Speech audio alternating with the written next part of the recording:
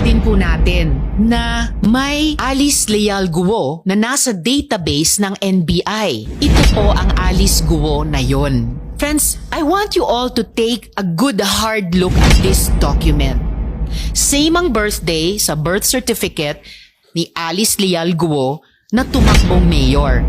July 12, 1986. Pareho ang spelling ng pangalan, pero ibang-iba ang mukha. Napakadami ko pong katanungan. Is it a coincidence na may dalawang Alice Leal Guo na pinanganak on July 12, 1986 sa Tarlac? Is it a coincidence that this NBI clearance was applied for just a few days before the date of filing of the delayed registration of birth of the other Alice Leal Guo in Tarlac City? Or is this a case of stolen identity?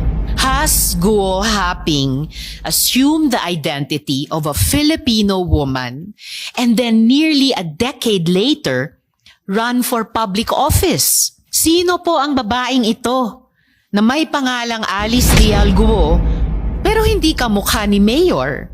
Nasaan na po siya ngayon? Bakit kailangan ni Guo Haping nakawin ang pagkatao ni Ms. Alice Leal Guo kung mayroon na siyang validly issued investor's visa na papahintulutan siyang mamalagi dito? Which leads us to our next question.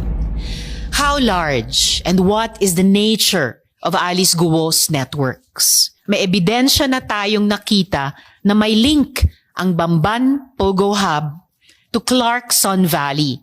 Isang pogo na atin ang naunang na ocular na mayroong mga video room at mga models para sa love scam. Si Huang Ziyang na incorporator ng Baofu at Pogante ng China ay incorporator din pala ng Sun Valley Clark Hub. Ayon rin sa ebidensya, konektado ang Hongsheng Gaming Technologies, yung company na ni-raid at pinalitan lang ng Zunyuan Corporation sa Bamban Tarlac.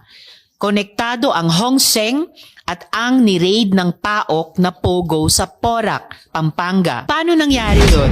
Ayon na rin sa mga papeles na nakolekta sa raid, sa pamamagitan yan ni Dennis Cunanan, dating Deputy Director General ng TLRC na may criminal conviction for corruption. Malalapit na kaibigan din ni Mayor ang mga ringleader ng Lucky 99 Pogo sa Porac. Ito naman po ang photo mula sa campaign niya kasama si Catherine Cassandra Leong o Cassie Lee na authorized representative in Lucky 9 sa Porac.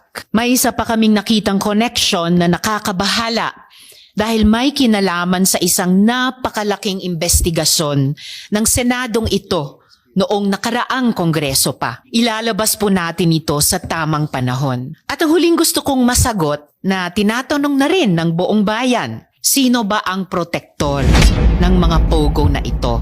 Gaano po kataas sa food chain ang mga protektor? DILG na po ang may sabi. Pogo money can influence the 2025 elections. Mayor Alice certainly likes having friends in high places. Hindi po basta-basta ang mga kaibigan niya. Considering that this woman is now charged with qualified human trafficking, it is imperative that her links and networks are fully investigated. Mukhang magkapareho ang thumbprint nung Lin Wenye, yung ina, at ni Guo Huaping. Parang magkapareho. Normal po ba na yung isang ina, i-enter niya yung thumbprint niya para sa minor child niya? Yung minor child, mga 9 years old, so hindi na po siya baby. Magkasama yung thumbprint ni Li Wenye at yung thumbprint ni Guo Haping. Mukhang magkapareho ang thumbprint nung Lin Wenye, yung ina, at ni Guo Huaping. Parang magkapareho. I am not a fingerprint expert at all. So, I was just showing it again and sa inyo, Yusek, at sa lahat po nating nandirito sa hearing. So, nakakalito nga. So, pero bakit yung dalawa pang minor dependents, minor siblings ni Guo Huaping, ginamit nila yung sarili nilang thumb? Bakit kaya yung special effort para kay Alice? I'm of course presuming na yung Guo Huaping ay si Alice Guo din. Any insights, Yusek? Madam Chair, sa proseso ho namin dapat, unless infant, pero dapat ho talaga yung, pati yung dependent, i-capture yung kanyang thumbprint. So, assumption of regularity po, on the processes undertaken in 2000, yung ina, yung principal, kinapture yung kanyang thumbprint. Tapos yung si Guo Huaping, kinapture din yung kanyang thumbprint. We're not competent to assess kung one and the same yung thumbprint na nakikita ho natin. But these are the thumbprints that we have on record, including dun sa dalawa pang dependent ho. Siya umano ang tunay na Alice Leal Guo na isang Pilipino. Bakit kailangan ni Guo Huaping na nakawin ang pagkatao ni Alice Leal Guo? Ito ang tanong sa pagpapatuloy ng Senate hearing hinggil sa pagkatao ng suspended Mayor Alice Guo na sangkot umano sa ni-raid na Pogo operation sa Tarlac. Sa inilabas na dokumento na nakuha mula sa NBI, lumalabas na isang tunay na Pilipinong babae ang may pangalang Alice Leal Guo na ipinanganak noong June 12, 1986 sa Tarlac, na kapareho ng suspendidong mayora. Ayon pa kay Senator Risa Ontiveros, maaaring isa itong kaso ng stolen identity. Ninakaw raw ang identity ng tunay na Alice Leal Guo. Kaya tanong ngayon ng maraming Pilipino, sino kaya sa kanila ang tunay na Alice Leal Guo? Narito ang buong detalye. Ngunit bago tayo magpatuloy, huwag kalimutang i-like, share, subscribe, and click the notification bell for more updates and for more upcoming videos. Maraming salamat! Pareho ang pangalan at kaarawan pero magkaiba ang mukha. Yan ang lumalabas sa dokumento ng National Bureau of Investigation na nagsasabing dalawa ang Alice Leal Guo sa kanilang record. Ang isa ay ang suspendidong alkalde ng Bamban Tarlac at ang isa hindi pa matukoy ang pagkakakilanlan. Stolen identity. Has Guo Huaping assumed the identity of a Filipino woman and then nearly a decade later run for public office? Sino po ang babaeng ito na may pangalang Alice Leal Guo pero hindi kamukha ni Mayor? Matatanda ang si Guo Huaping ang Chinese national na tingin ng mga otoridad ay tunay na pagkatao ni Mayor Alice Guo. Sabi ng NBI, walang problema sa kanilang sistema kaya may question ito kung paano malalaman ang totoo. Fingerprint, magkakaiba talaga yan para ma-determine natin whether or not yung tao na yan at saka yung si Mayor ay magkaiba.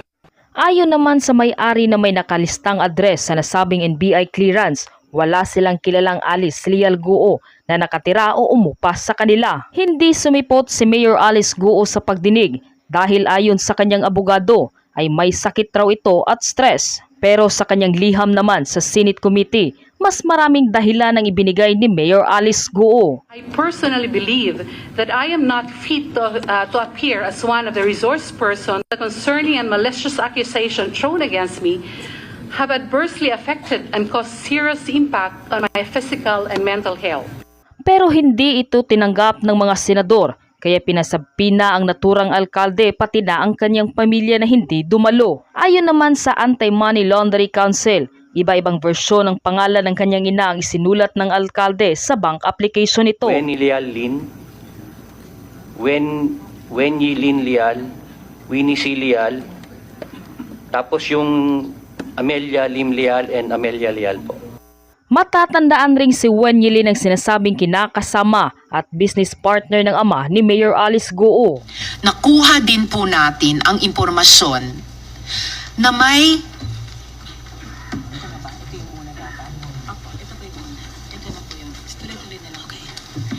nakuha din po natin na may Alice Leal Guo na nasa database ng NBI. Ito po ang Alice Guo na yon. Friends, I want you all to take a good hard look at this document. Same ang birthday sa birth certificate ni Alice Leal Guo na tumakbong mayor, July 12, 1986. Pareho ang spelling ng pangalan, pero ibang-iba ang mukha. Napakadami ko pong katanungan. Is it a coincidence na may dalawang Alice Leal Guo na pinanganak on July 12, 1986 sa Tarlac? Is it a coincidence that this NBI clearance was applied for just a few days before the date of filing of the delayed registration of birth of the other Alice Leal Guo in Tarlac City? Or is this a case of stolen identity? Has Guo Haping assumed the identity of a Filipino woman and then nearly a decade later run for public office?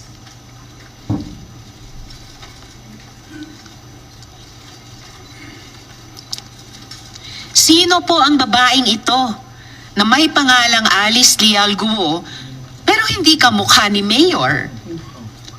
Nasaan na po siya ngayon? Bakit kailangan ni Guo Haping nakawin ang pagkatao ni Ms. Alice Leal Guo kung meron na siyang validly issued investor's visa na papahintulutan siyang mamalagi dito? Which leads us to our next question. How large and what is the nature of Alice Guo's networks? May ebidensya na tayong nakita na may link ang Bamban Pogo Hub to Clarkson Valley, isang pogo na atin ang naunang na ocular na mayroong mga video room at mga models para sa love scam. Si Huang Ziyang na incorporator ng Baofu at Pogante ng China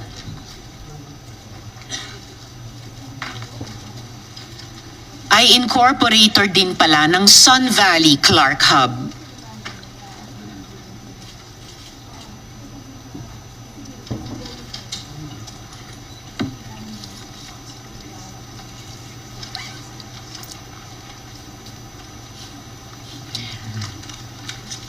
Ayon rin sa ebidensya, konektado ang Hongsheng Gaming Technologies, yung company na ni-raid at pinalitan lang ng Zunyuan Corporation sa Bamban Tarlac. Konektado ang Hongsheng at ang ni-raid ng PAOK na Pogo sa Porac, Pampanga. Paano nangyari yun?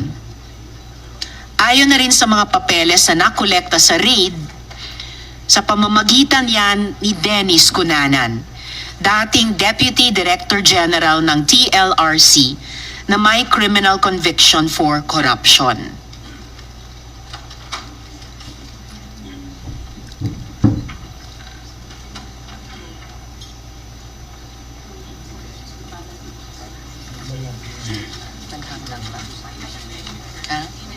Okay. Mabagal lang po yung internet. Mas mabilis yata dun sa Pogo Hubs. Malalapit na kaibigan din ni Mayor ang mga ringleader ng Lucky 99 Pogo sa Porac. Ito naman po ang photo mula sa campaign niya kasama si Catherine Cassandra Leong o Cassie Lee na authorized representative in Lucky 9 sa Porac.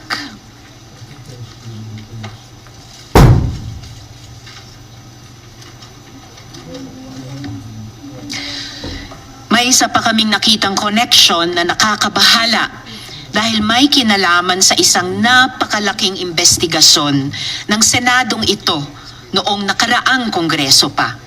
Ilalabas po natin ito sa tamang panahon.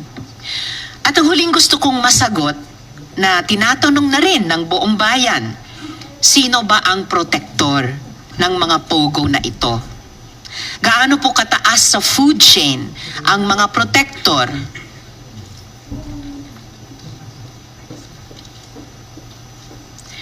DILG na po ang may sabi. Pogo money can influence the 2025 elections. Mayor Alice certainly likes having friends in high places. Hindi po basta-basta ang mga kaibigan niya. Considering that this woman is now charged with qualified human trafficking, it is imperative that her links and networks are fully investigated. I now wish to ask my colleagues if they have opening statements. Yes, Senator Grace, please. Thank you, Madam Chair. First of all, magandang umaga sa inyong lahat. I would like to thank our Chairperson, Senator Risa Hontiveros, for her firm and unwavering resolve to this fight to oust POGOs in the Philippines. It is true, we have seen more than enough, and this was started also by Senator Sherwin Gatchalian in the Senate. Kung inyong matatandaan, nang ibinahagi ko sa isang privileged speech ang tungkol sa mga POGO-related abductions noong 2022 pa, hindi pa uso noon ang mga raids. Ang meron lang tayo noon ay mga reports of kidnapping, accounts of assault, meron pang ako nakausap na personal na nag-report sa akin na siya ay na-abduct at sinaktan.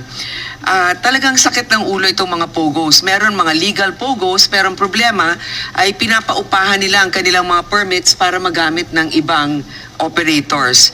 And just as I said in the speech, leave it unresolved and it will spread like wildfire. Ganun na nga ang nangyari. Sa loob lamang ng higit isang taon, ang illegal activities ng mga POGO ay naging full-blown operation sa loob ng self-contained compounds. Binaha tayo ng ebidensya sa kung gaano kabaluktot at kasalimuot ang tunay na mundo ng POGO. Nakita natin sa loob ng POGO hubs ang mga complex na mga prostitution dens sa pinapaandar ng human trafficking. Nakita rin natin ang hile-hilerang computers at smartphones na naghihintay lamang na susunod na biktima at mga SIM cards at text blasters na para bang kinukutya pa tayo matapos nating maipasa ang SIM Registration Act. Madam Chair, hindi na ako pupunta sa mga detalye sapagkat talagang very exhaustive ang iyong pag-iimbestiga dito. Nais ko lang sabihin na ipinalabas nito na may korupsyon at nanganganak ng korupsyon at nasasama pa ang mga tao sa gobyerno dito. Meron mga pag-uusap ng national security risk, pero wag natin ilihis ang pag-uusap sa kung ano ba talaga ang nanggagawa ng POGO. Kaya I reiterate my call together with our colleagues that have signed the resolution that has been proposed by Senator Gatchalian. Please, we have to ban POGOs. Iban na natin ang POGO dahil hindi natin sila kayang bantayan. Hindi napapakita natin na ang ating gobyerno ay nahihirapan dahil nga may mga protector sila. Pero kung may nagsabi na ban na ang POGOs, mas madali na natin matutunton. Pag may operation, hindi kayo pwede dyan. Ganun lang kasimple yon. Thank you, Madam Chair. Thank you very much, Sen. Grace. Sen. Sherwin? Thank you, Madam Chair. Magandang umaga po sa lahat. Parang hindi na ho tayo natututo dahil wala pang 6 na buwan, nagkaroon na ng pangalawang raid sa Porac naman. Yung nangyari sa Bamban, March of this year, 2024, nagkaroon ng malaking raid. Nakita natin kung gaano kalaki yung POGO hub na ipinatayo sa Bamban. Nakita rin natin na merong nangyaring human trafficking, merong nangyaring torture, merong nangyaring prostitution. At nakita rin natin may elemento rin ngayon ng mga pagpepeke ng ating identity at pagpepeke ng nationality. Wala pang 6 months, in June of this year, may na-raid naman sa Porac. At itong pag-raid sa Porac, halos parehong-pareho sa nangyari sa Tarlac. Itong Lucky South 99, 2 beses na-raid to. Noong September 2022, na-raid na siya. May nahanap na 40 na mga illegal aliens na nagtatrabaho doon. Gumastos tayo para i-deport. Ngayon, June of 2024, meron na naman na-raid. At nung pag-ikot ho namin doon, itong pasilidad, itong POGO hub na ito, hindi pang karaniwang POGO hub. Para sa akin, ito na siguro yung pinakamalaking POGO hub na napuntahan ho natin. Dahil halos ang nadiskubreng computers yung 2,300 computers. So ibig sabihin, at any given time, meron silang 2,300 na nagtatrabaho doon. At nakita natin na itong kanilang modus halos parehas. Gumamit sa Tarlac, gumamit sila ng isang bogus land company. Dito rin sa Porac, gumamit rin sila ng mga bogus companies na ang kanilang mga incorporators ay nasa bogus address, hindi alam kung ano ang ginagawa. At nakita rin natin na nagagamit na ngayon yung late registration para daan at makagawa pa na mas maraming krimen dito sa ating bansa. Importante itong late registration kasi nakikita natin na nagiging Pilipino, yun hindi dapat maging Pilipino. At kung naging Pilipino ka, pwede ka nang bumili ng negosyo, pwede ka nang bumili ng lupa, pwede ka nang magtayo ng iba't ibang negosyo, pwede ka nang kumuha ng NBI clearance at pwede ka na rin tumakbo bilang public servant. Kaya mga kasama, paulit-ulit nilang nangyayari ito. Sa Bamban, 2 beses na raid. Dito sa Pampanga, 2 beses rin po na raid. At hindi hihinto itong mga criminal syndicates, itong mga sindikato, dahil ang laki ng perang pumapasok at umiikot. At nakita rin natin na hindi ito dumadaan sa formal channels. Hindi lumalabas to sa kanilang mga income statements. Ito ay pumapasok nang hindi natin nakikita. Ginagamit nila sa pagpapatayo ng mga ganitong Pogo Hub. At ang nakakatakot, nagagamit rin nila ito sa pagsuhol o pagbili ng impluensya. Kaya dapat na talagang pahintuin itong mga Pogo sa ating bansa dahil ito ang nabibigay daan sa mas marami pang kriminalidad, lalong-lalo na walang katahimikan na nangyayari sa ating bansa. At nananawagan din po ako sa ating mga kasamahan na suportahan itong pagban dahil hindi tatahimik ang ating bansang Pilipinas hanggat nandito sila dahil pumapasok sila, gumagawa ng hindi magaganda at lumalalim na yung kanilang galamay. So maraming salamat, Madam Chair, for hearing this resolution. Thank you. Maraming salamat, Sen. Sherwin. Senator JV. Yes, maraming salamat, Madam Chair. Magandang umaga po sa ating lahat. Una sa lahat, nais kong pasalamatan ang chairperson ng committee ito sa walang sawang tigil na pagdinig sa issue kaugnay ng Pogo Operations. Nasimulan pa ng ating kasamahan din na Senator Gatchalian mula nung nakaraang kongreso sa Pogo Operation, lalo sa human trafficking at scamming activities. Kisa po ako ng ating matapang na chairperson sa usaping ito. Ang isa pong nakakabahala na sitwasyon dito sa Pogo Operations sa Bamban ay ang katotohanan na ang mismong mayor ng bayan ang sangkot sa mga illegal na operasyon. Mayroon po akong mga resolusyon, Madam Chair, sa Sangguniang Panlalawigan sa Tarlac, no? Mula noong 2021 pa lamang, nagkaroon po sila ng resolution denouncing the alleged conduct of online gambling and cybercrime operations sa Barangay Anupol sa Bamban, declaring anti-illegal gambling policy of the provincial government of Tarlac. And it was reiterated, Madam Chair, by another Sangguniang Panlalawigan resolution of 2024 reiterating the anti-gambling policy in 2021. So ang nakakabahala dito at nakausap ko rin po ang ating gobernador, Susan Yap, na doon lang po talaga sa Bamban nagkaroon ng Pogo Operations. No? Dahil nga po, polisiya ng provincial government ang hindi po nila sinusuportan ang online gaming at gambling operations. So napaalala po ako kasi po kay tulad din ni Senator Gatchalian, ako po ay miyembro ng NPC, kapartido pala namin si Mayor Alice Goo, no? At gusto ko rin sanang malaman, Madam Chair, kung paano yung kanyang ascent to power to local government, kasi nakakabahala po ito. We can already see that she ran for office para po proteksyonan ang negosyo ng mga Pogo sa Bamban. At siguro kailangan natin malaman yung naging history. Sayang po wala siya. Siguro if there will be another hearing again, Madam Chair, I suggest we invite also the former mayor na mukhang siya po ang naging susi kung paano nakapasok si Alice Goo bilang sa political scene ng Tarlac, lalo sa True Bamban. Nais ko lang pong malaman na yun nga po, na malaman na pag-akyat sa kapangyarihan na ni Mayor Alice Guo. Kaya nga po, hopefully we can invite the other persons, the former mayor who I understand siya po ang naging susi dahil po nag-last term ay itinulak si Alice Guo na tumakbo bilang mayor dahil tatakbo po siya. So siguro siya po siguro itong Pogo operations really funded the campaign of both the former mayor and ito si Alice Guo. Kamakailan po, gaya na aking nabanggit, itiniwalag ng partido ng NPC si Mayor Guo sa pamamagitan ng petisyon na inihain ni Governor Susan Yap.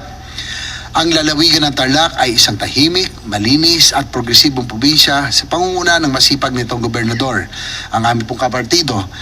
Ang illegal na Pogo operation sa bayan ng Bamban ay nakakasira hindi lamang sa imaheng ito kundi pati na rin sa mapayapang pamumuhay ng mga mamamayan sa probinsya ng Tarlac.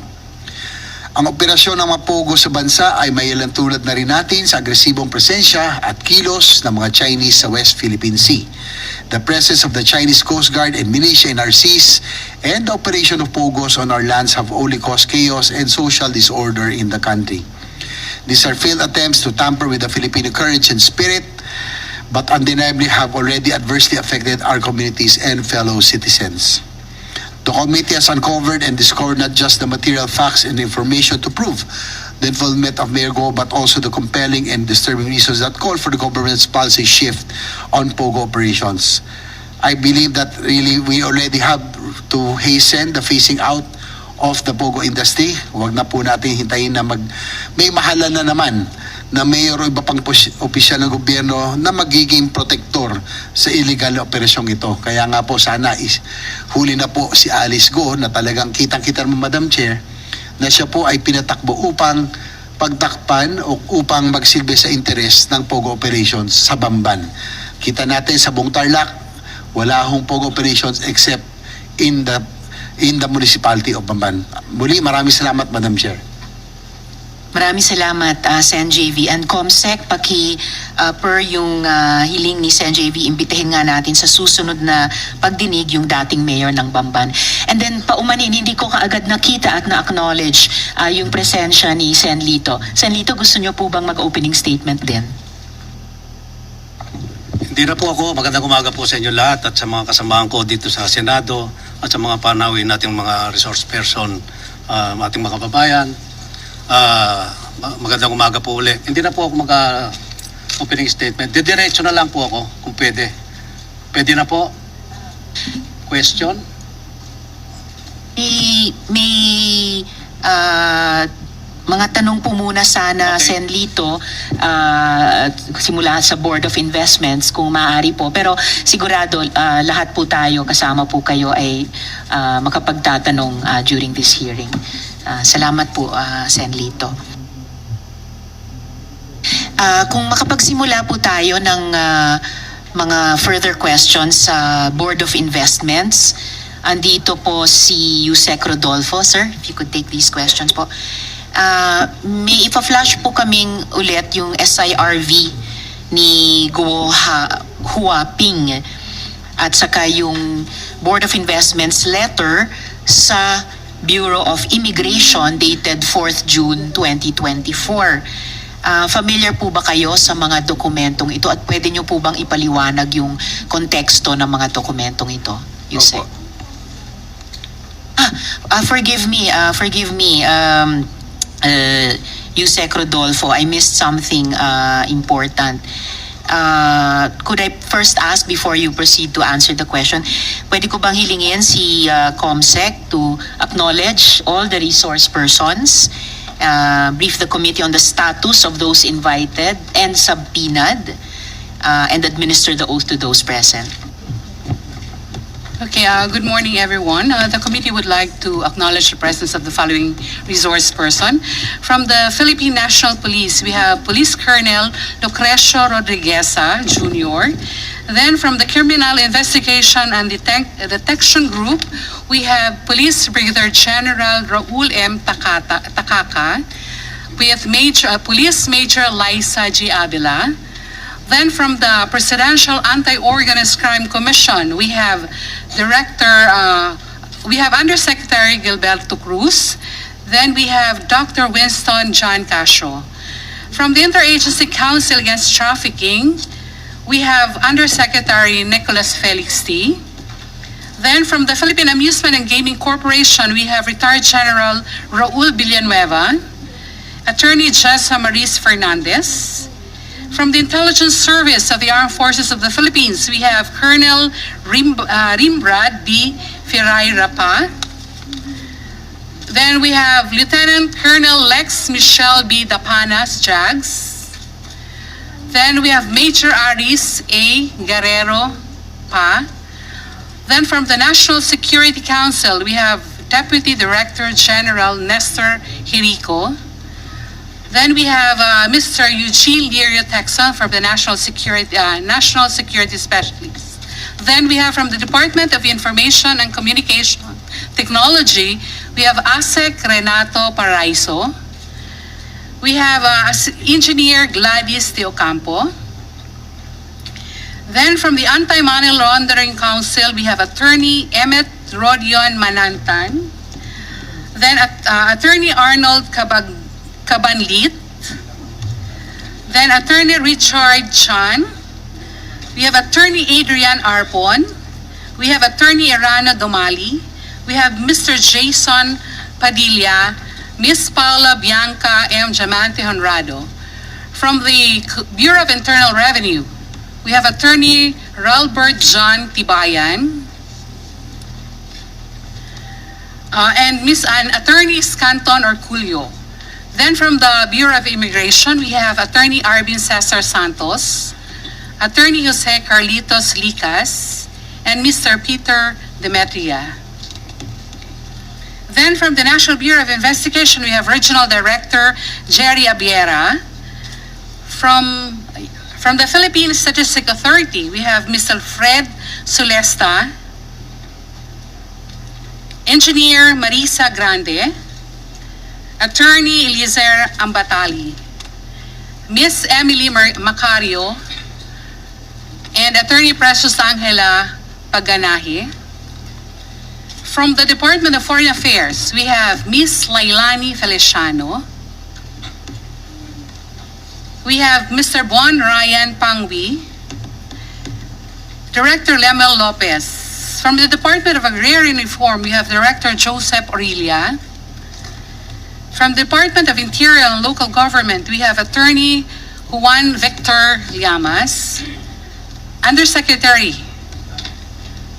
Then from the Department of Interior and Local Government, yes, we have Yusek Llamas. Then from the Local Civil Registry of Tarlac, we have Mr. Armin Leonardo Ibarra. From the Philippine Retirement Authority, we have Mr. Roberto Susubrado and Attorney Antonio Rivera, together with Attorney Jerome Castro. Then from the National Telecommunications Commission, we have Attorney John Paulo Salbahan. Then from the Department of Trade and Industry, we have Undersecretary Seferino Rodolfo and Director Ryan Ramos.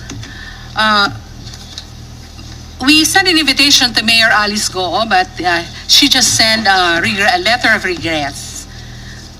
And we invited, and then we have Mayor Jaime Capil of the municipality of Porac, province of Tarlac, together with Engineer Glenn Lansangan. We invited, Your Honor, Miss Goo Jiang Shong, Sheila Goo, Wesley Goo. These are the relatives of Mayor Goo. But the lawyer of the Goo acknowledged our letter, but they just reply that, the lawyer replied that he is not representing the other members of the family. Then the lawyer replied that he's not representing the members of the family? Yes. The other members? Yes. But, This is the lawyer of Alice Goo. Yes. So why is he even writing the committee about them? At ano po yung grounds ni Alice Goo for not attending the hearing sa kanyang sulat, Comsec? Yes. And I read, this is the letter of explanation of Mayor Go. On 21 June 2024, I received an invitation to a public hearing dated 20 June 2024 from this honorable committee, inviting my presence as a resource person to the aforesaid public hearing scheduled on 26 June 2024 at 10 o'clock in the morning. Regrettably, I would like to most respectfully inform this honorable committee that I cannot attend and participate in the said hearing because I personally believe that I am not fit to appear as one of the resource person to the said inquiry. Truth be told, my exposure to prolonged stress and high level of anxiety owing to the concerning and malicious accusation thrown against me have adversely affected and caused serious impact on my physical and mental health. With all due The mayor respect, believes she is not fit to be a resource person, but the committee obviously believes she is fit to be a resource person. Kaya natin inimbita siya ulit.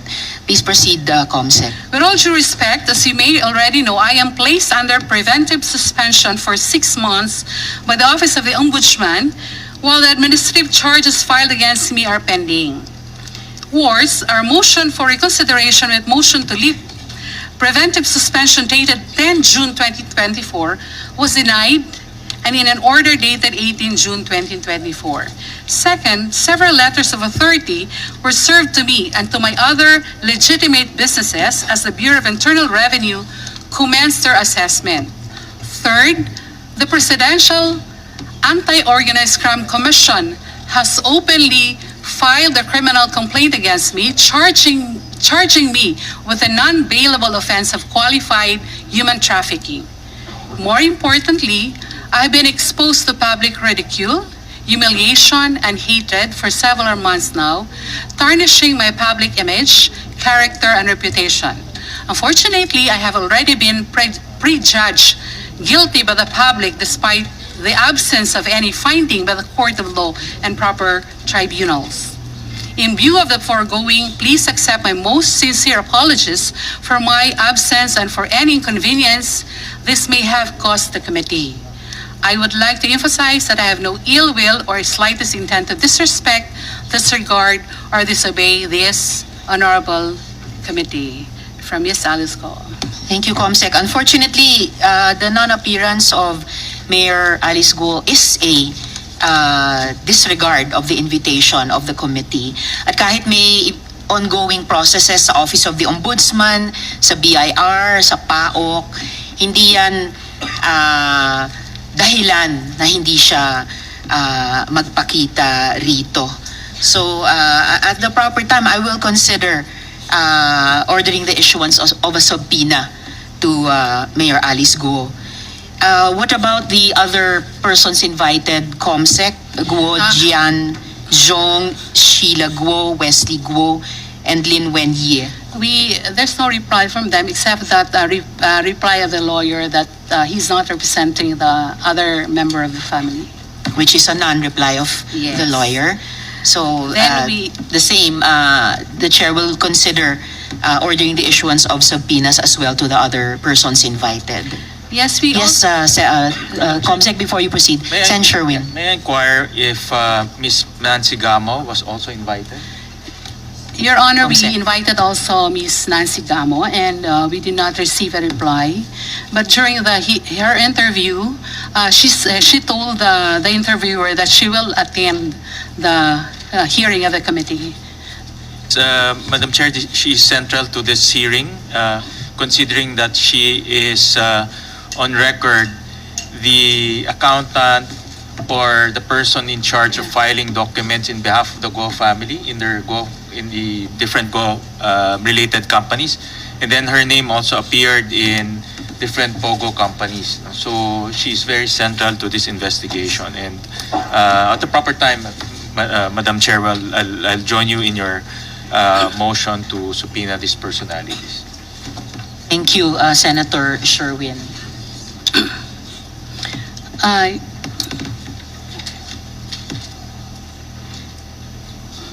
Madam Chair, there are still some resource persons here, I believe, that need to be acknowledged. Yes, so we thank know you, who they are. Sen. Grace.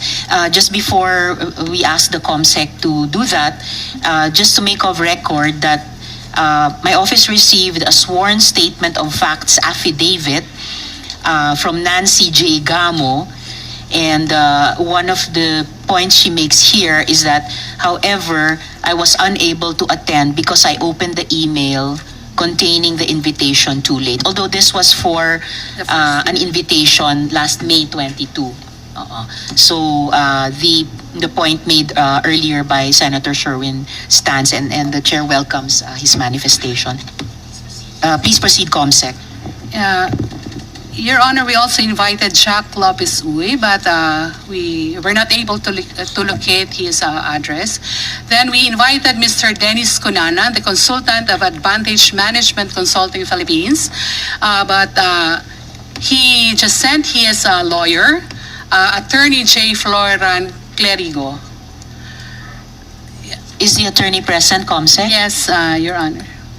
All right, noted. Thank you, attorney. Then from we invited Mr. John Patrick Sampson, but the address that was given to us, the address there actually, the office was already closed.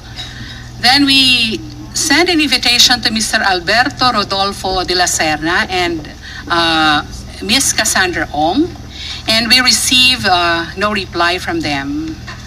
Then we have with us Ms. Merly Joy Manalo Castro. Then, on our invitation for Mr. Walter Wong Long, the warden of the provincial jail of Tarlac sent us a letter of reply,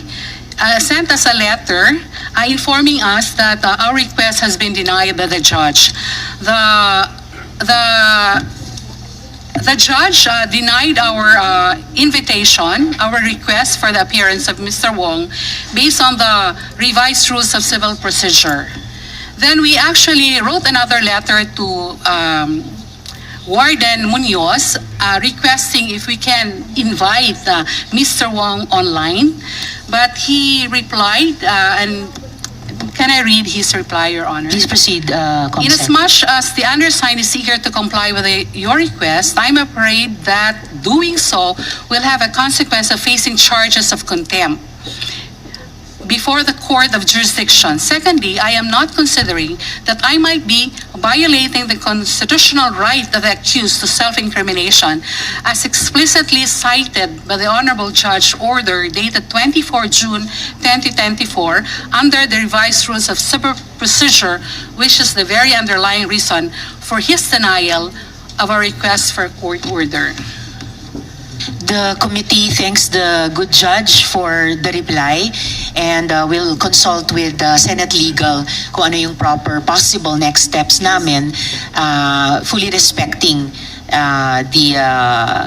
the separate and co-equal status of our different branches of government. Please proceed, ComSec. Yes, we also sent an invitation to Mr. Jonathan Mendoza, the spokesperson of Zone U1, Ms. Nancy Jimenez Gamo. Then there's no reply from them. Then from the Lucky South 99, we invited Mr. Michael Bryce Macarenas, Ms. Stephanie Macarenas, and Mr. Rodrigo Bande, and Mr. Shantang, Mr. Jings Gu, but we did not receive any reply from them. The last hearing, the Honorable Senator Win Gatchalian reminded us about the subpoena about Ms. Jamie Lynn Cruz, Mr. Roderick Paul Pujante, and Mr. Juan Miguel Alpaz. But until now, we cannot get the address because the address stated in the articles of incorporation were all non-existent. That's all, Your Honors. Thank you, ComSec. So, in addition to the previously mentioned Alice Guo, Jian Zhong, Lin Wenye, Sheila Guo, and Wesley Guo, all the other invited resource persons, except for Dennis Cunanan, who is represented today by his attorney, all the other invited resource persons whose offices were closed who gave no reply, and of course also accepting Walter Wong Long because the invitation to him is already covered by the reply of the good judge. The other invited resource persons, also whose addresses are non-existent, may at the proper time be the subject of the proper motion and ordering of the issuance of subpoena. So, Comsec, could you please administer the oath to those present sa mga hindi pa po nakakapanumpa sa atin? May I request those who have not taken their oath during our last hearing to please stand up, raise your right hand and repeat after me. I, please state your name, do solemnly swear that I will tell the truth, the whole truth, and nothing but the truth to this investigation. Thank you. You may now take your seat.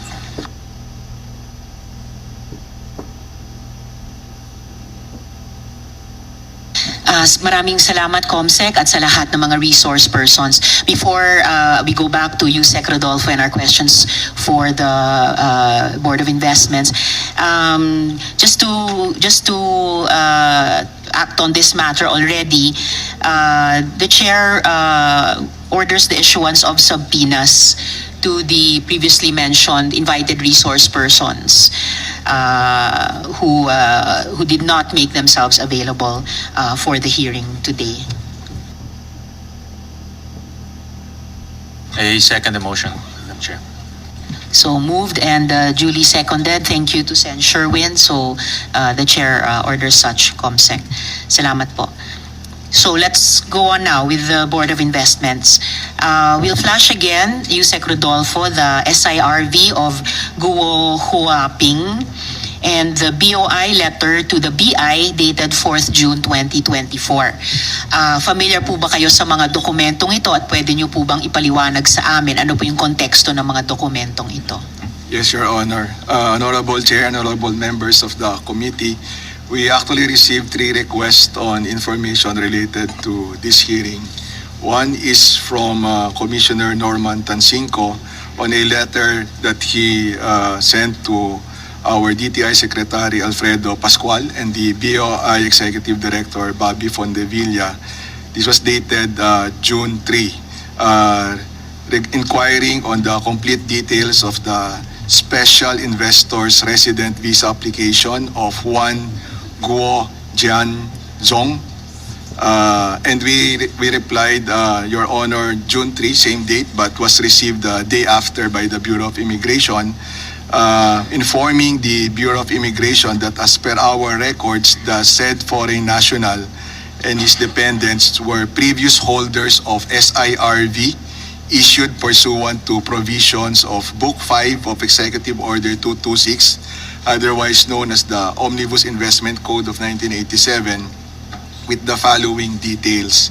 So the SIRVs were issued to Guo Jian Zhong, the principal, with date of birth 16 September 1958, to Shi Xiu Mei, the dependent spouse, date of birth September 9, 1961, to Guo Lingling, the dependent daughter, date of birth November 21, 1982, and to Guo Lina, dependent daughter, September 15, 1986, yung date of birth po. The SIRV status, this was cancelled in May 23, 2003.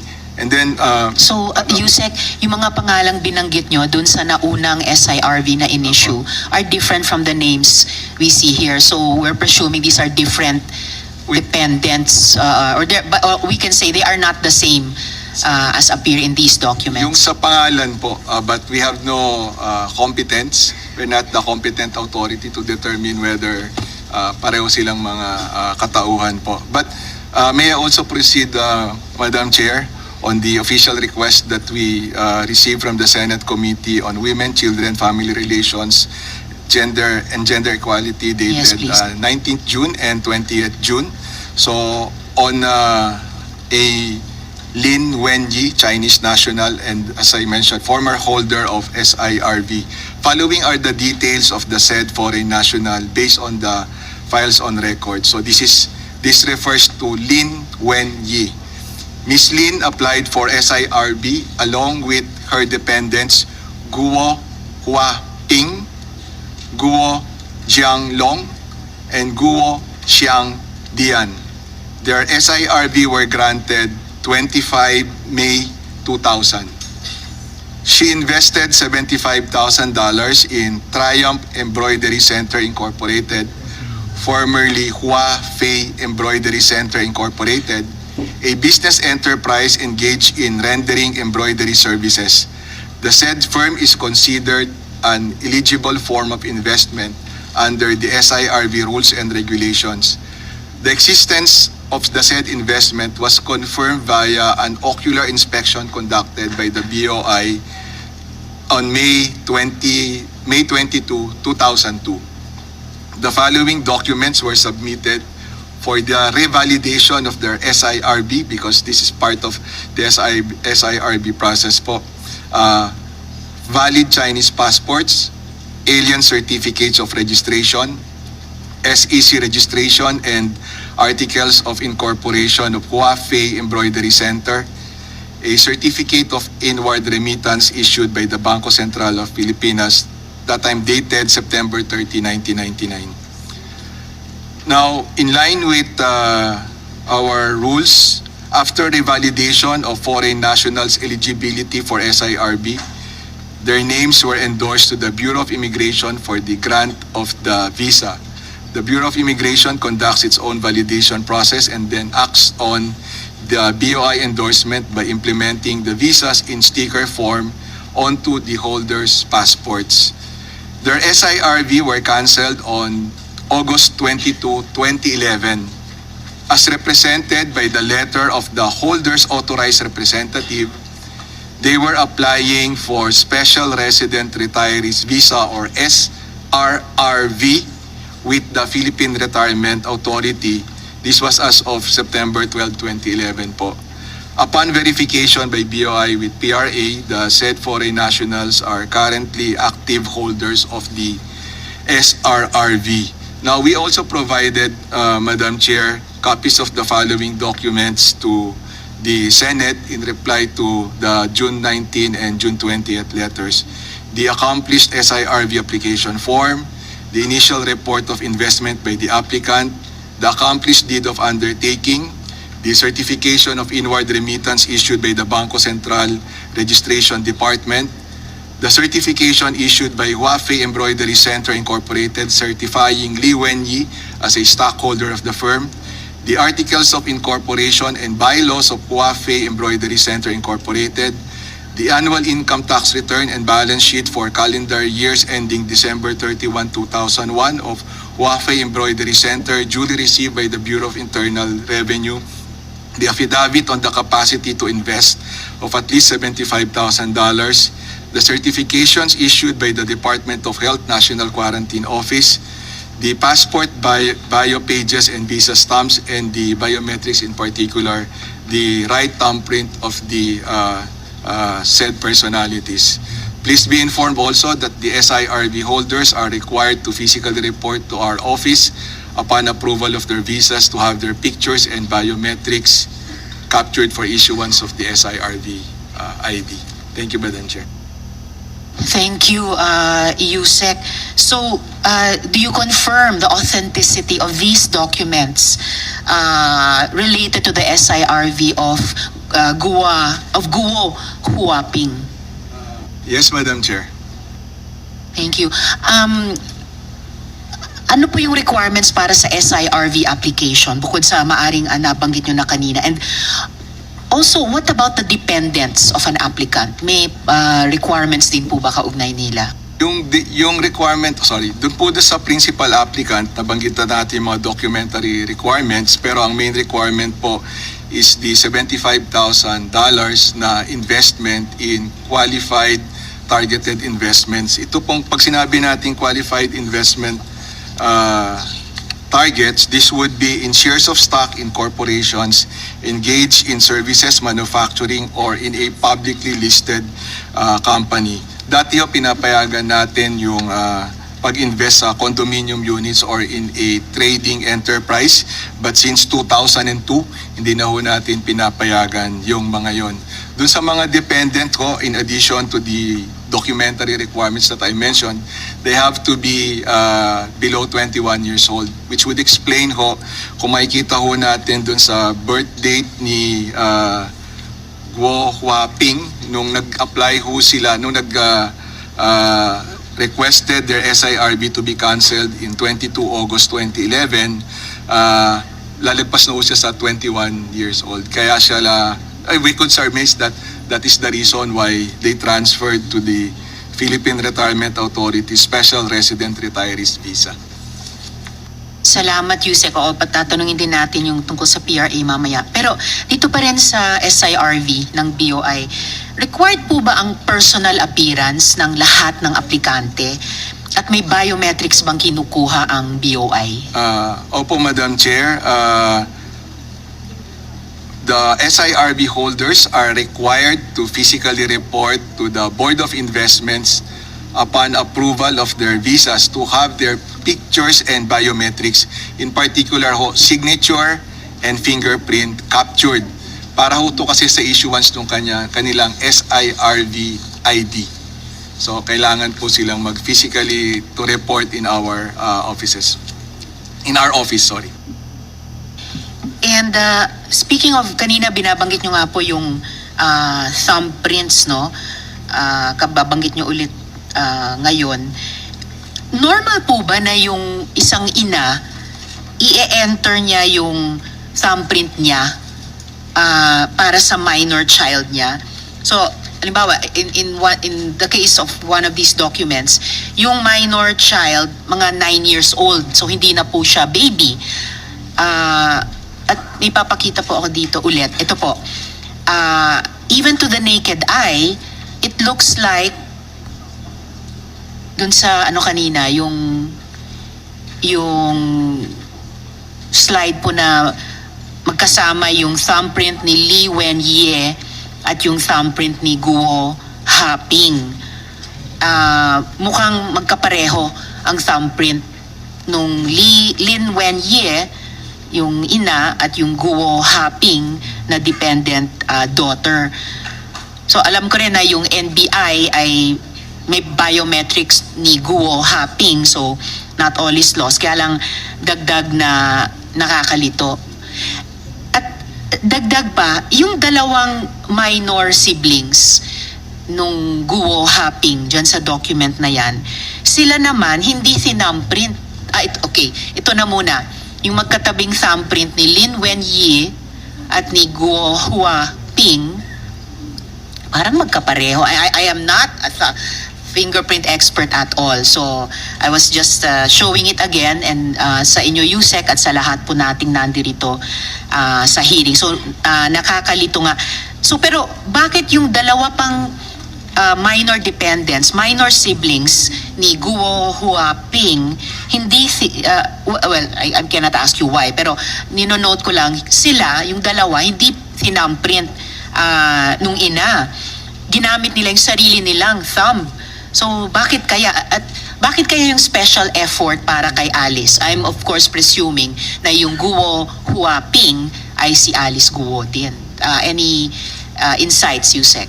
Madam Chair, sa proseso ho namin dapat, unless infant, pero dapat ho talaga yung, pati yung dependent, i-capture yung kanyang thumbprint. So, assumption of regularity po, on the processes undertaken in 2000, yung ina, yung principal, kinapture yung kanyang thumbprint, tapos yung si Guo Huaping, kinapture din yung kanyang thumbprint.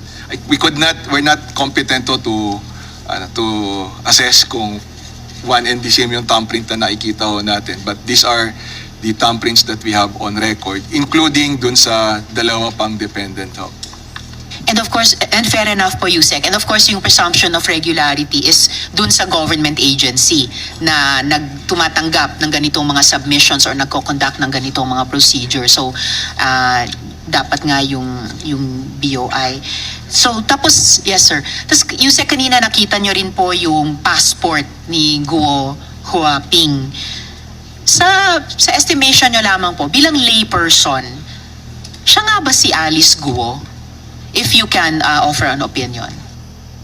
Madam Chair, we're not the competent authority. Alright. Fair enough, muli, Yusek. Ano pong klaseng screening ang ginagawa sa applicants para masiguro na matitinong tao sila or on the level na tao sila sa process na to na pinapayagang maging residente sa bansa natin? Thank you, Madam Chair. Sa BOI ho, once we endorse to the Bureau of Immigration, we also endorse ho to the NICA.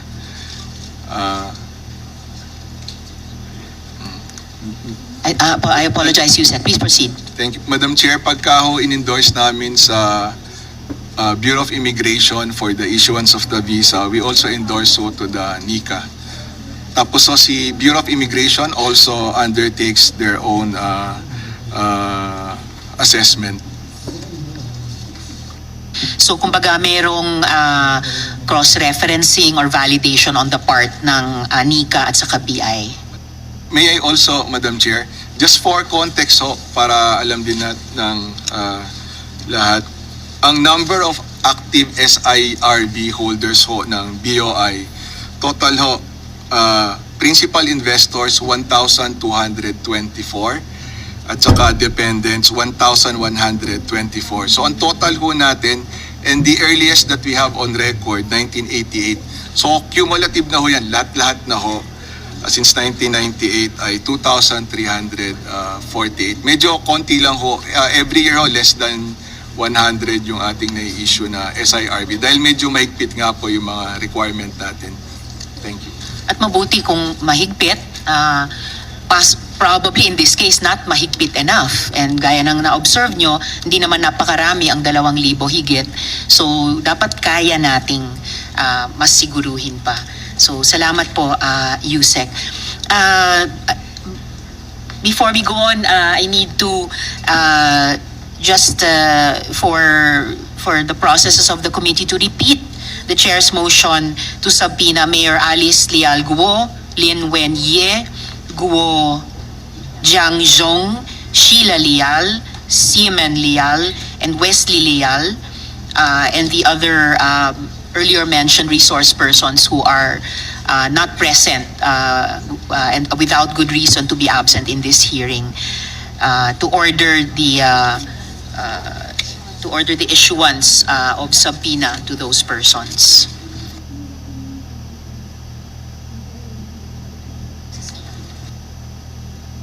Yes, Madam Chair, I second the motion. Likewise, I reiterate also my recommendation to invite the former mayor of Bamban so that we will get to the bottom of the truth on how Alice Go came into ascension, into power. Obviously, it was really, she really ran for the position to protect the interests of the Bugo. So again, may the committee, Madam Chair, invite also former Mayor Feliciano. So ordered earlier, Sen JV, and reiterated by the chair, the invitation to the next hearing to former Mayor Feliciano. And thank you for seconding the order to subpoena the named resource persons. Salamat po. So I'll move on now to the NBI. Okay.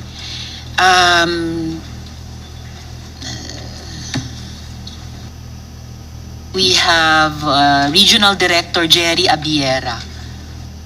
Salamat, sir. Nakita nyo po kanina, finlash ko po yung NBI clearance ng isang Alice Leal Guo, birthday 12 July 1986. Pero iba po ang mukha sa mayor ng Bamban. May chance po ba na nagkaroon ng switching? Posible bang glitch sa sistema?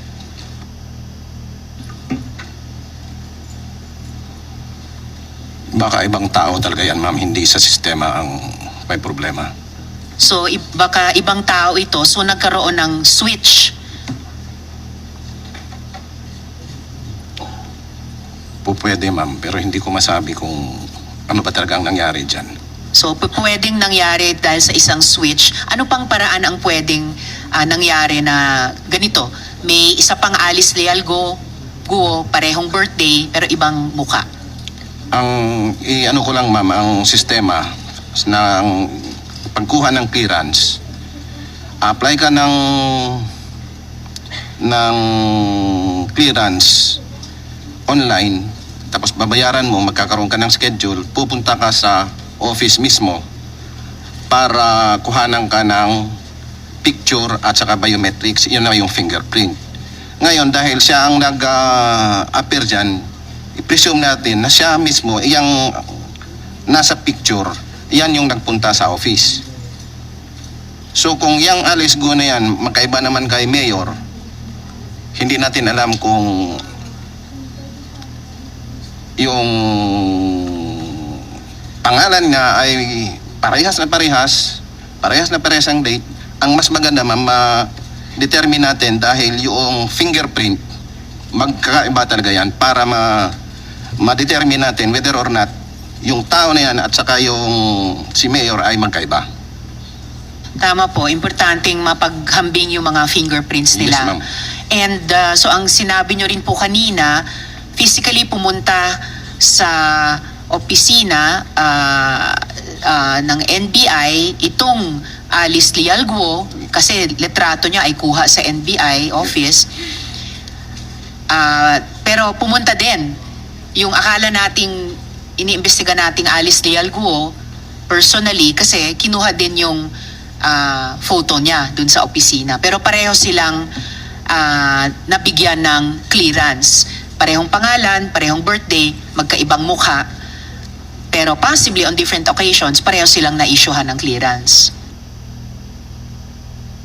Pero yung nakita ko lang ma'am, yung itong sa right side ng clearance, ewan ko ma'am kung si Mayor meron bang clearance na talagang yung pangalan niya at yung mukha ay dumikit dun sa clearance certificate. Okay po. Magandang hanapin din po namin yun dahil lahat naman po tayong nagtatrabaho at pati tayong nagtatrabaho sa gobyerno ay maya't maya kailangan kumuha ng clearance.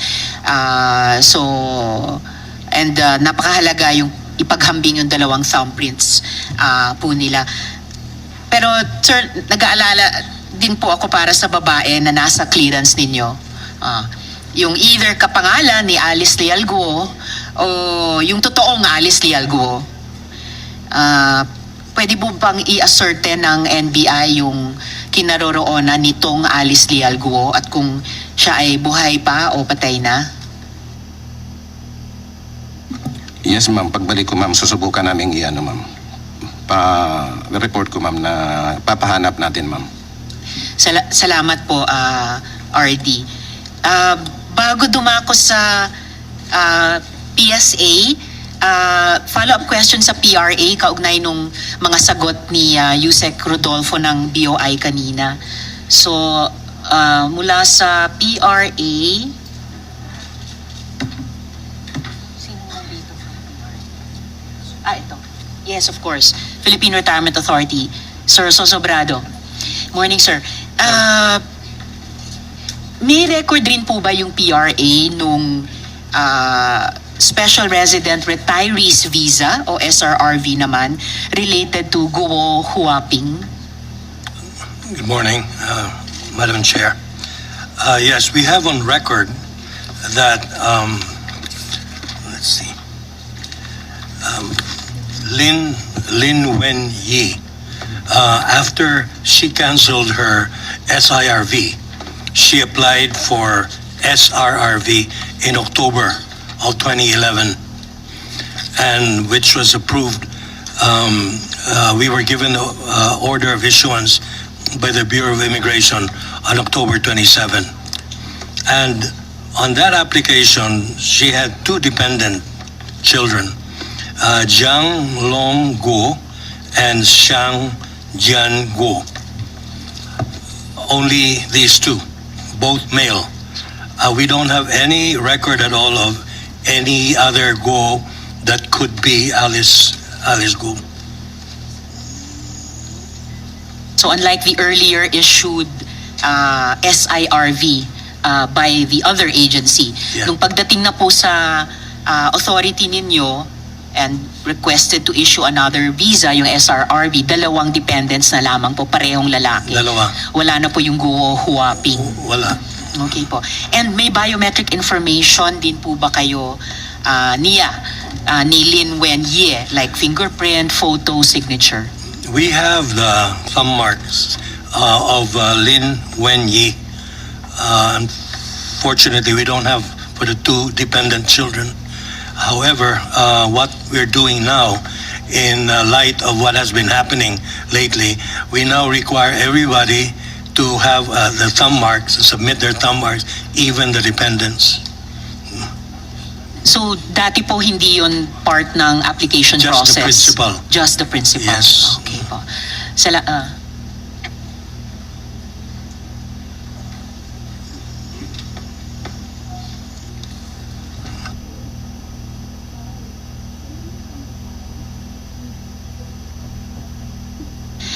Salamat, Mr. Sosobrado. You're welcome. Thank you. We just got information that we've already received from the NBI the fingerprints of, or rather the NBI clearance, yung kaninang pinag-usapan namin ni RD Abiera. This is kay? Okay. So ito nga po yung NBI clearance ni Mayor Alice Leal Guo. So, mabibigang daan yung sinabi nyo, RD Abiera, na paghambing sa fingerprints ni Mayor Alice Leal Guo at yung isa pang Alice Leal Guo na parehong spelling, parehong birthday, pero ibang muka. So, salamat. Okay, I'd like to go now to the PSA. And from PSA, we have, will it be Mr. Solesta or Engineer Grande? Mr. Solesta. Salamat, sir.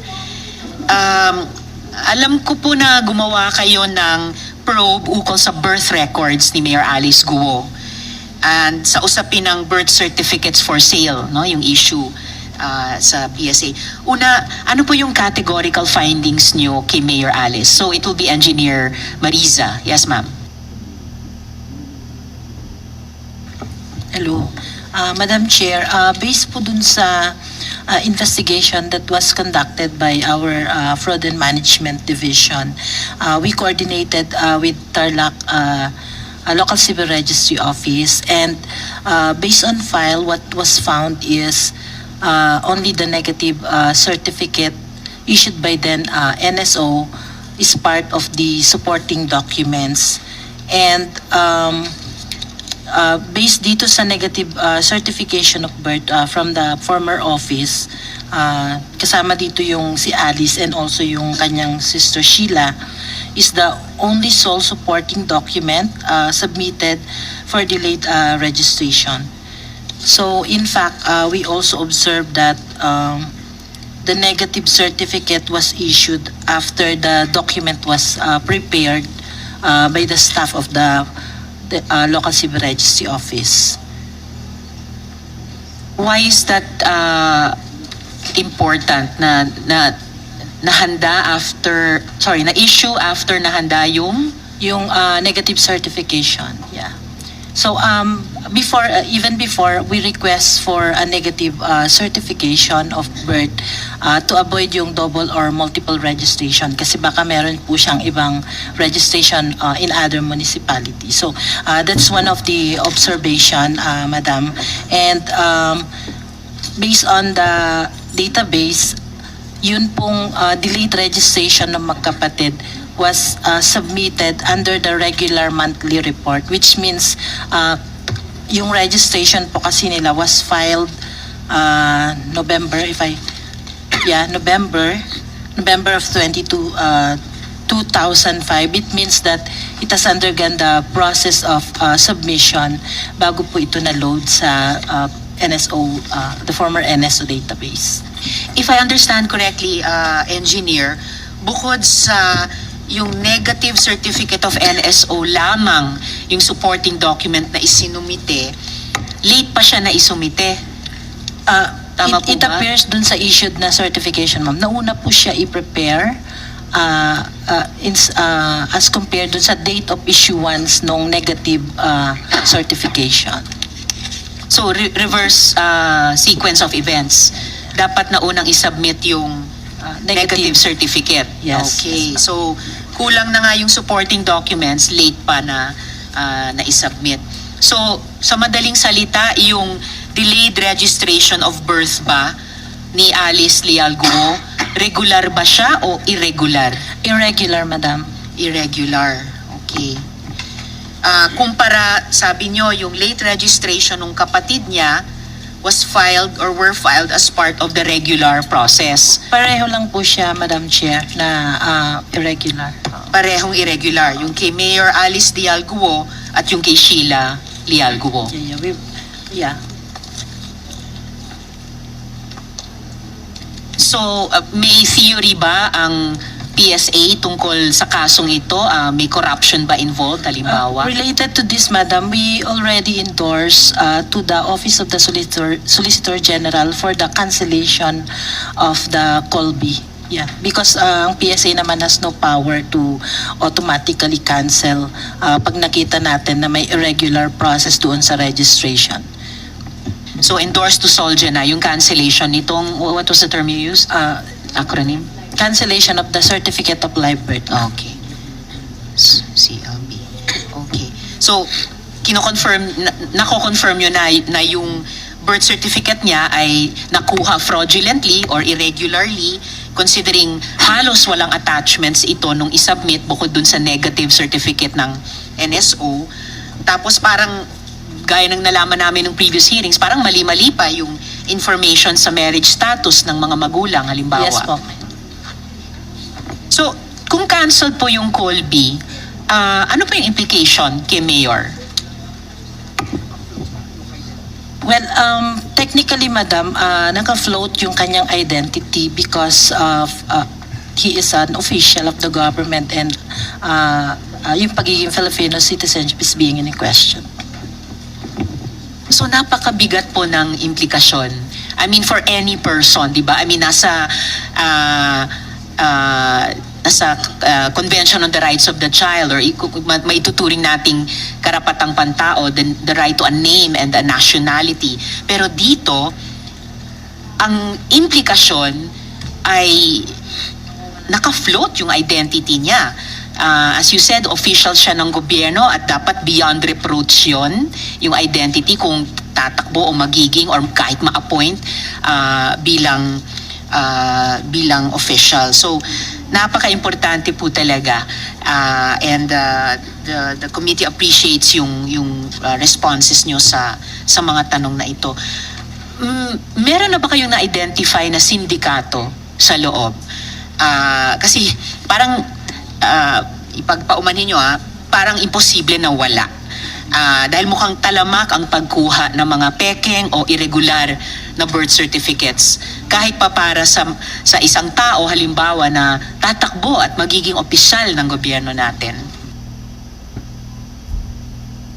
As regards to the issue on the syndicate, it's hard to say, ma'am, but we have cases na ongoing investigation related to this fraudulent registration sa source, and not only that, ma'am, even yung mga tampering of documents. So we already sent updates on this sa ating pong committee, and we ensure that the PSA is doing our part to really investigate if there's really a syndicate.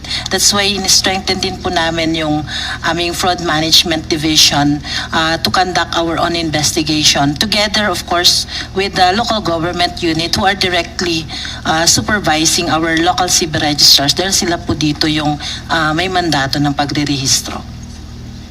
So mukhang yung kasong ito ni Alice Leal Guo related dun sa isyung iniimbestigan nyo ng registration at source. Meron din po ba kayong nakita ditong tampering of documents? It has been monitored, Your Honor. In fact, we have a channeling, yung mga validation channeling sa not only with other government agencies such as DFA. So lahat po ng end users ng documents namin are submitting to us if they have questions related dun sa mga security paper na pinapadala. And we are doing that, and we develop also and strengthened our system to make it an automated. So yun yung mga process na ginagawa po ng PSA to make sure that the integrity of our documents is intact po. Salamat, Engineer. Hindi man ako IT person, and it's always good to hear about automation sa governance, pero sana patuloy pa ring bantayan nyo through human means, no? Dahil pati naman ang automation kahit sa mga government departments and agencies natin ay pwedeng pakialaman kung mayroong mga tao o grupo na may masamang mga layunin. And then just one more issue for today, Engineer. Alam nyo, yung isa ko pong staff, sumubok kumuha ng birth certificate para sa kunwari boyfriend niya na Chino. Ang sinabi sa kanya, ang modus daw, so baka ito pwede nyo ring tignan sa investigation nyo, modus daw ay mag-delayed registration of birth sa Lanao o sa Maguindanao. Ang isa din naman po namin na source, sinabihan na hahanapan siya sa orphanage, sa isang orphanage ng identity na pwede niyang kunin. Ito bang mga schemes na to, iniimbestigan nyo na rin? At kasi hindi po talaga katanggap-tanggap na for sale yung ating Filipino citizenship.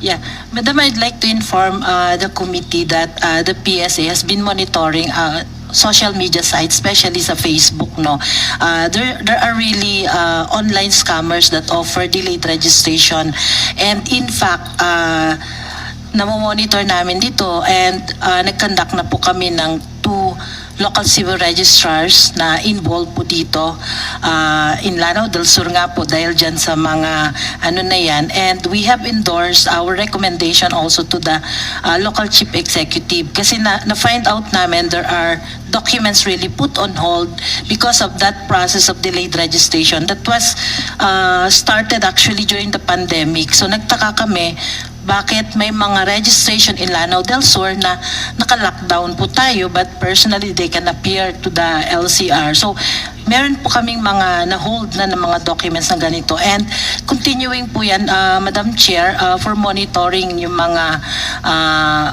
scammers, yung mga nag-offer po ng mga delayed registration po.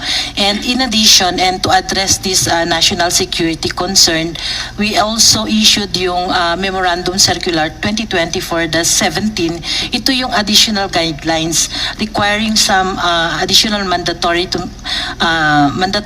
requirements para po ma-ensure na yung nagde-delayed registered po is yun po talaga yung tao, yung legal identity and true facts, yung makukuha din ng ating mga local civil registrar sa pan-registration. Salamat, Engineer. It's good to know na iniimbestigan ninyo ang mga ito. Sana ipagpatuloy nyo pa kasi baka tip of the iceberg din lamang iyon, and dinadagdagan nyo rin ng requirements para higpitan. And just to reiterate also, alam ko rin naman po na marami sa mga kababayan natin ay sa mga valid reasons nag-late register ng birth ng kanilang mga anak. Pero for valid reasons at nang walang intensyong gamitin yon, either walang intensyong kunin yon fraudulently, ni gamitin yon para sa mga masasamang layunin. Mukhang ibang-iba yung tinitignan natin dito sa kaso ng Pogo Hub sa Bamban kay Mayor Alice Guo. So maraming salamat, Engineer. So now, I'd like to move on to the AMLAC.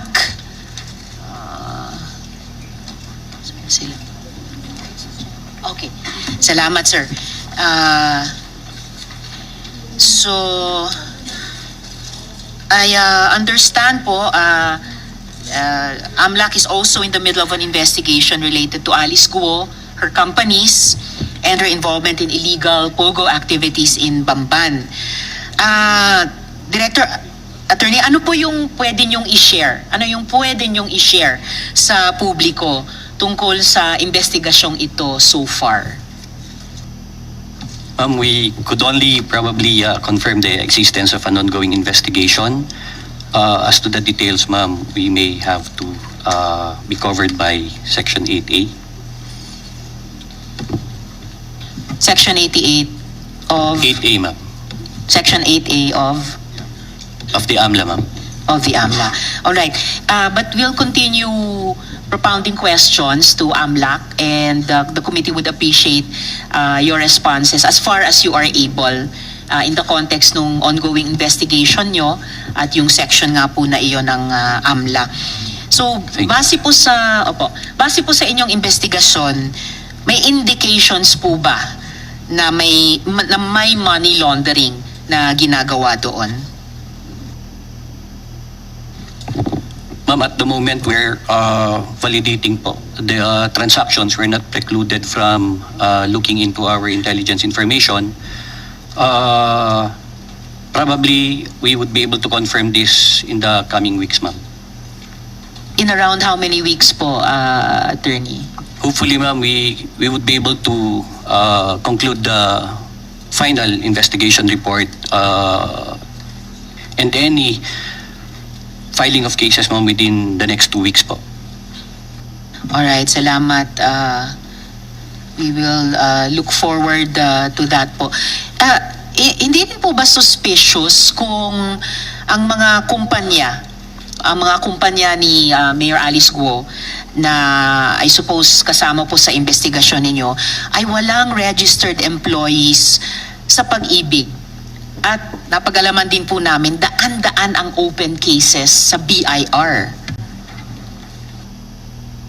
Ito po, Pag-ibig certification on no record of employees. May opinion po kaya ang AMLAC dito? Ma'am, makakatulong po sa aming ongoing investigation kasi parte po ng mandato po ng AMLAC po is to check on the profile of these registered entities. So makikita po namin kung totoo po na nag-ooperate po mga ito. And kung may indicators po na hindi siya nag-ooperate, we would be able to build up on the profile based on intelligence information and financial information po na makukuha po namin. So ibig sabihin, maaring hindi nag-ooperate bilang yung negosyo kung ano siya dapat based on the name, pero maaring may ibang mga ginagawa at kasama posible money laundering. Opo, ma'am. Pwede po. And salamat po. At sa investigasyon po ninyo, sir, may na-uncover po ba kayong impormasyon na pwede ring mag-shed ng light sa totoong identity at citizenship ni Alice Guo? Ma'am, yung meron po kami ngayon, we are checking on intelligence information regarding yung various names po nung nanay po niya at saka niya po mismo. Siguro po maiko-confirm namin ito, ma'am, and ma-validate namin kasama na po sa pag-refine at pagtapos po namin ng aming ongoing investigation. Yung nanay niya na napag-uusapan natin in earlier questions, si Lin Wenyi. Opo, ma'am. Alright, salamat po. Ngayon, mula sa Department of Justice, unless my colleagues have questions at this point. Okay, so Department of Justice naman po, could I ask Yusek T of the IACAT, pwede po ba kayong magbigay sa amin ng update sa mga kaso na naka-file na kay Mayor Alice Leal Guo? Last Friday, Madam and company, Chair, sir, yes. PAOK and CIDG filed a case for qualified human trafficking against 14 respondents. Kasama po dun si Mayor Alice Guo at si Sir Dennis Cunanan. Aside from that, kahapon po may final na case for additional respondents naman.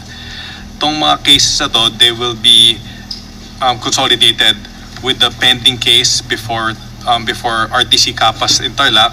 That was the result of the successful implementation of the search warrant wherein several individuals were arrested, subject to inquest proceedings, then charged in court.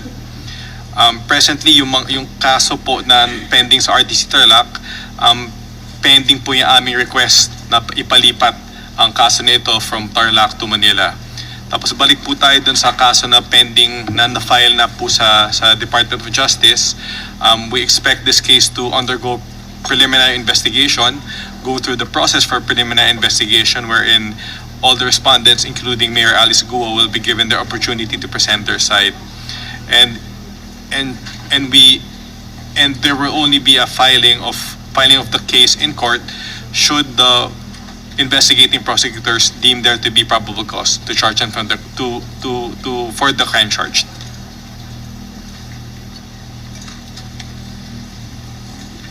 Salamat po. And considering the emerging evidence, kahit dito sa hearing, dun sa nationality ni Alice Guo, what penalties might she face?